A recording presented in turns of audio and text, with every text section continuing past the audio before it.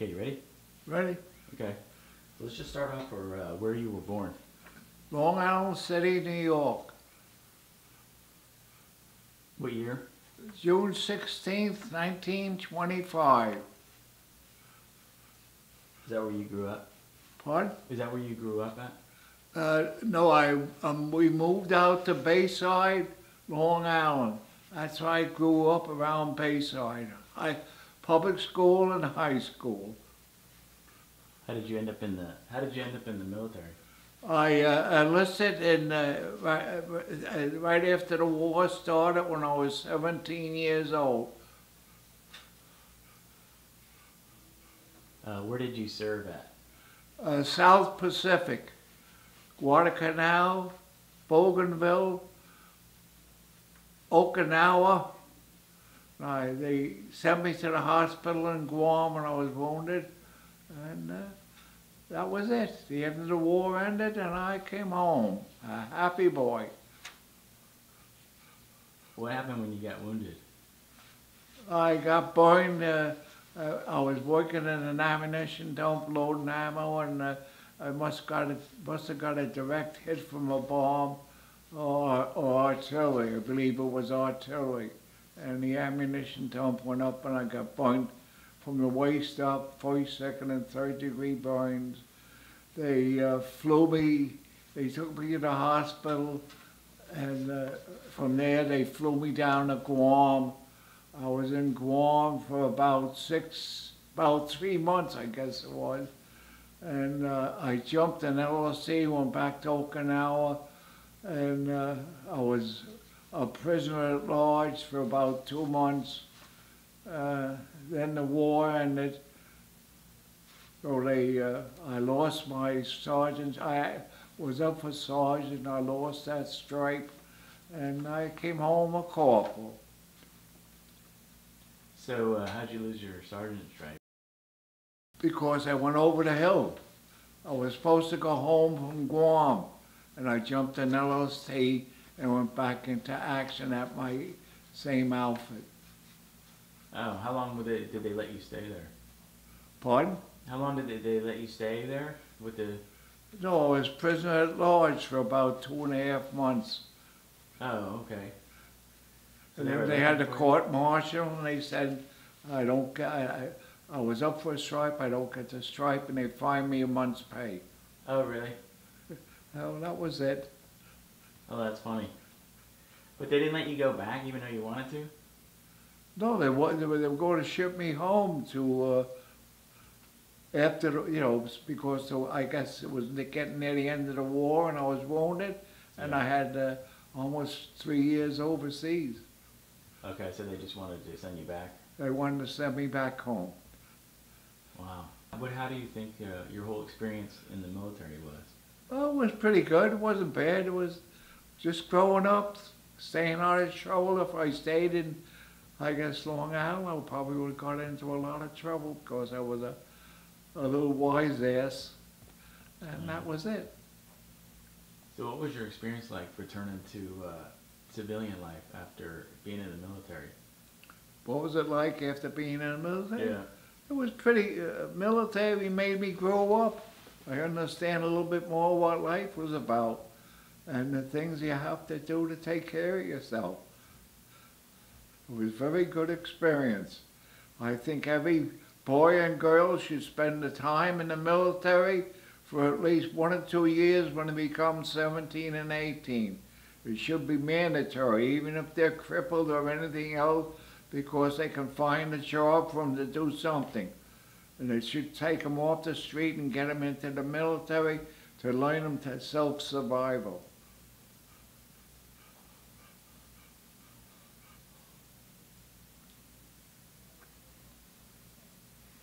Do you think like the military affected you like kind of mentally or physically, like it was a lot demanding on your body or? Yes, it's good for both your mind and your body. You get your exercise, it strengthens your body up, and it corrects your mind as to the different things what happens in life.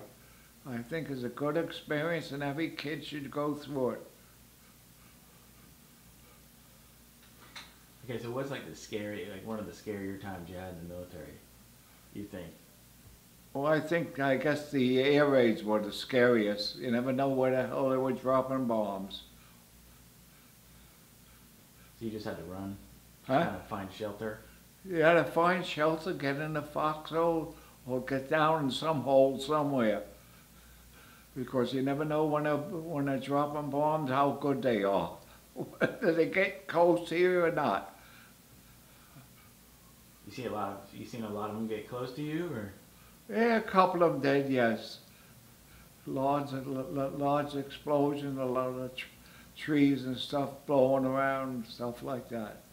A little scary. You got the Purple Heart, like, so what happened? Well, I got burned.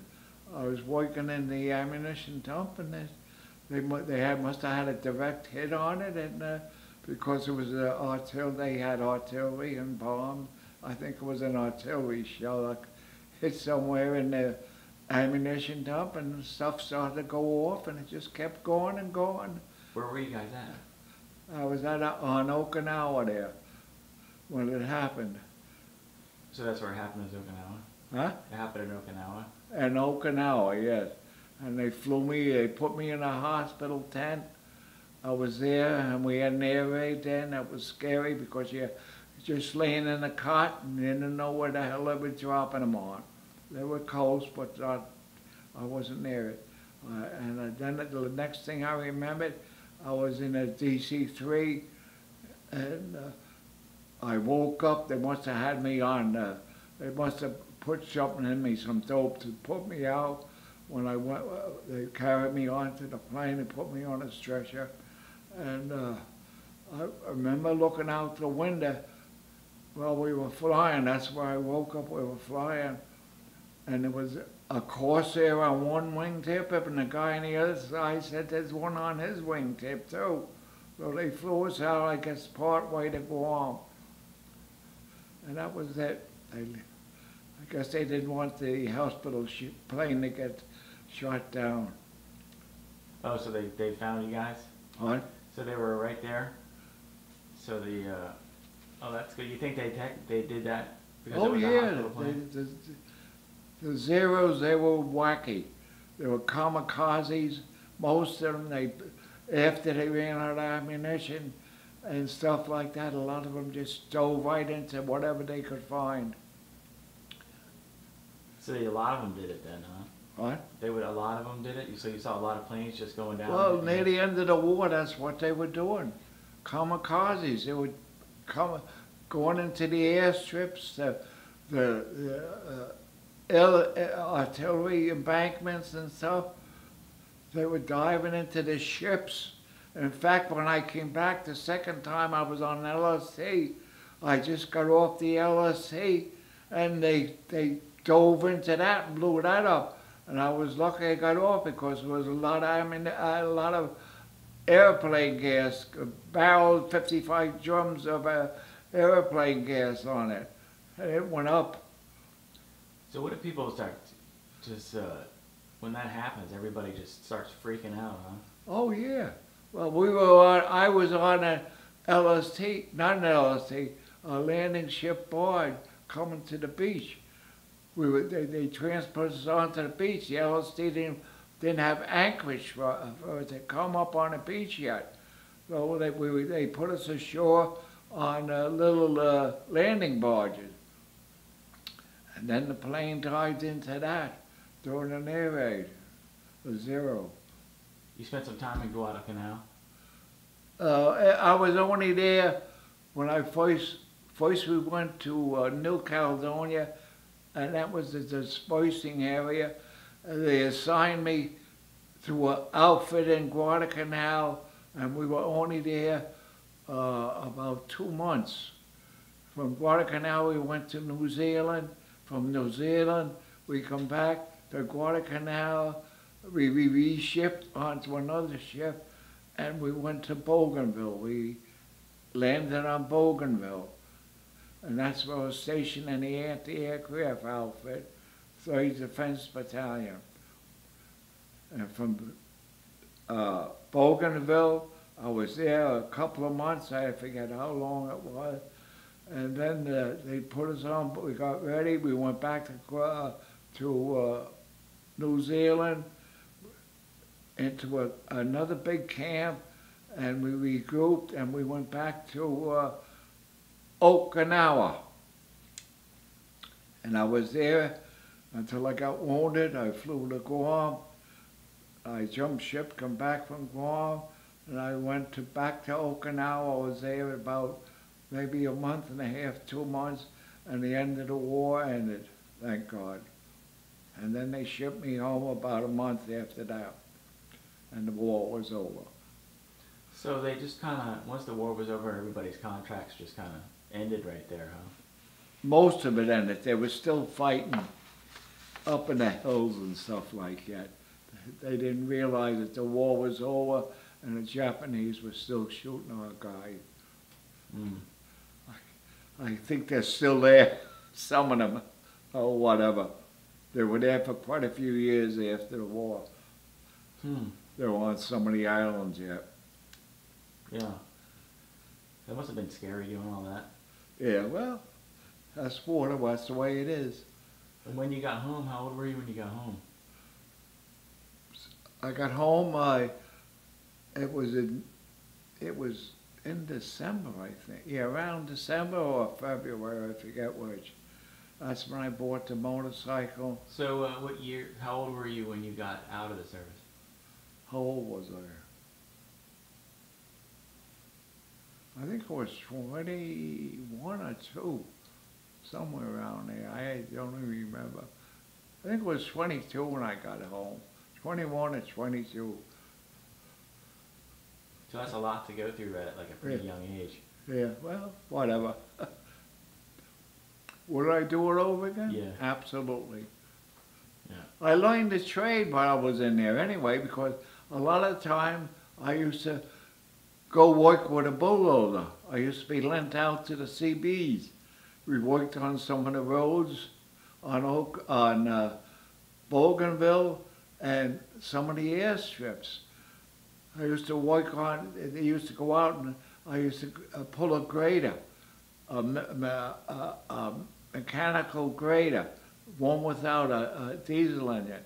The guy used to pull the wheel, turn the wheels to adjust the blades and stuff like that. We used to work on the roads and some of the new campsites when I was working for the CBs. So it kept pretty busy. It was a good experience. I learned it, and lucky was it, because after I got out, my uncle got me into the operating engineers. That's when I worked on all the different construction outfits. I worked in Idlewild. It was just a big sand dune when it was first there. We used to move all the sand around to try to straighten it all out and stuff like that. And then after that, I was running a concrete machine, and I worked on the first runway on Kennedy Airport. What did you think about boot camp? Where did you go to boot camp? Pardon? Where did you go to boot camp, and what did you think about it? Boot camp was Paris Island. It was pretty good. In fact, at the rifle range, I got high expert.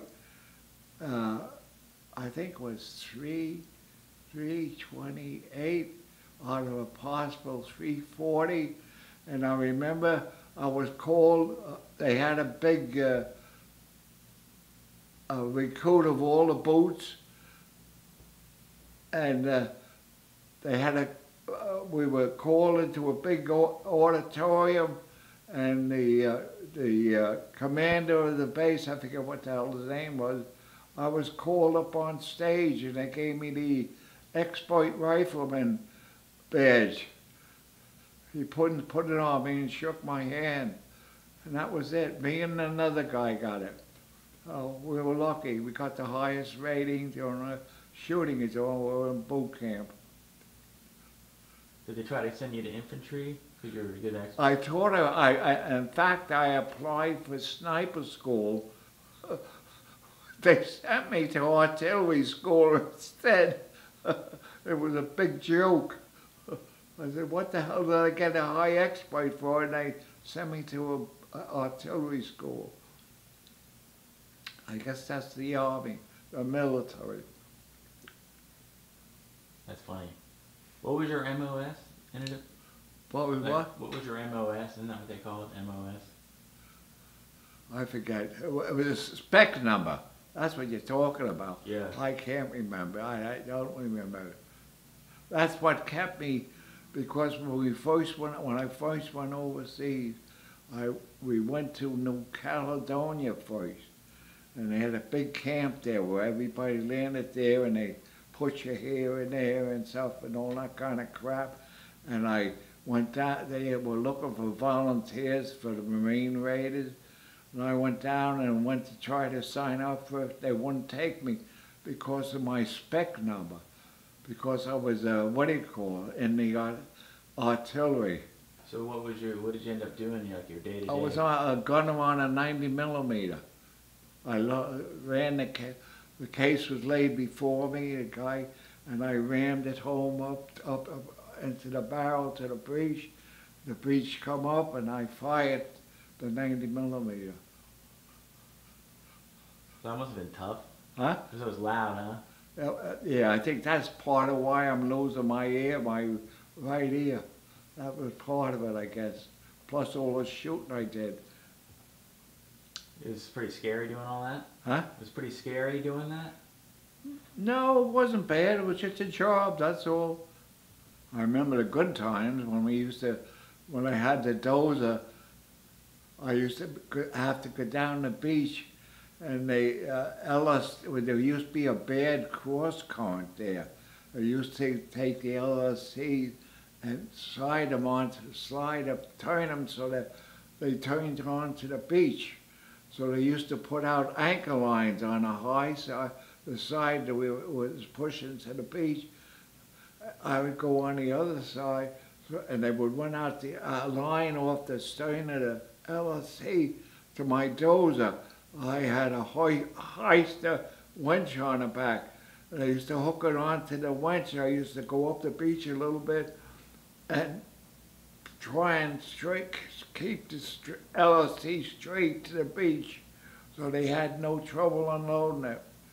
That was good because you used to get a case of fruit. The guy used to hand me a case of fruit every time. So it worked out pretty good.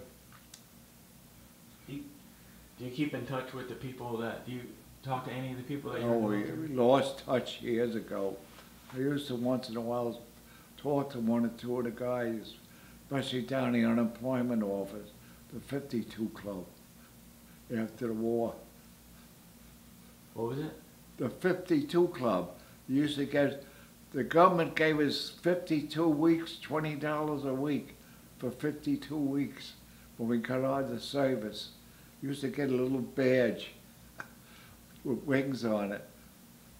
They used to call it the 52 Club.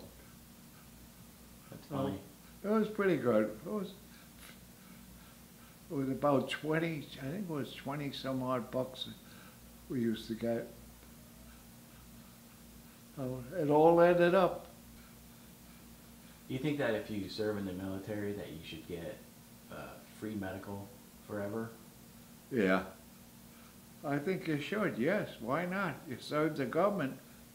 They repay you that way. It's working out pretty good. For me it is anyway. I'm getting ears even though half the time they seem to be screwed up, but I think it's me that's screwed up, not the hearing aid.